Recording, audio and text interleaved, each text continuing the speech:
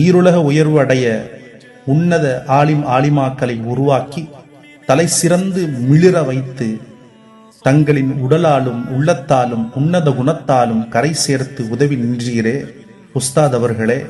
அரவணைப்பை அறிமுகம் செய்து ஆக்கப் பணிகள் பல செய்து இனிய குரல் கொண்டு பயான் செய்து ஈடில்லா கல்வியை அளித்து உலகை மானுடனுக்கு அறிய வைத்து எளிமை கொஞ்சும் அணுகுமுறையால் ஏற்றம் காண வழிவகை செய்து ஐயங்களை தூர்போக்கி ஒருமித்த கருத்துக்களை அமுதூட்டி ஓங்கும் ஒழுங்குலகை உருவாக்கி அவ்வியமே இல்லாமல் வாழ்ந்தவரே, உந்தன் அர்ப்பணிப்பு மழையால் காயல் மாநகரே செலிசெலித்ததே.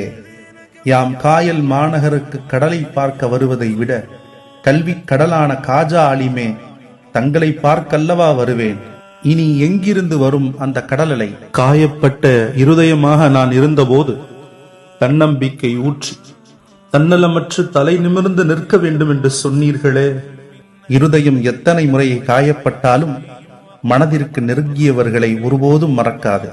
ஏனென்றால் இருதயத்திற்கு நடிக்க தெரியாது, துடிக்க மட்டுமே தெரியும். இறப்பு என்னும் கதவை திறந்து ஒளிமயமான பாதை பிறந்து மலர் தூவிய சோலை கவர்ந்து இன்பமான காற்றை நுகர்ந்து பாவங்களை போக்கி நன்மைகளை பெருக்கி நரகின் பயமின்றி சூனத்தில் இலைவாரும் ஆசானே, எங்கள் காஜா மொஹியுத்தீன் ஆலிம் காஷிஃபியே, ரப்புல் ஆலமீன் சாந்தியோடு சூனம் செல்வீர்கள் ஆசானே. இன்ஷா அல்லாஹ். ஆமீன் ஆமீன் யா ரப்பல் ஆலமீன்.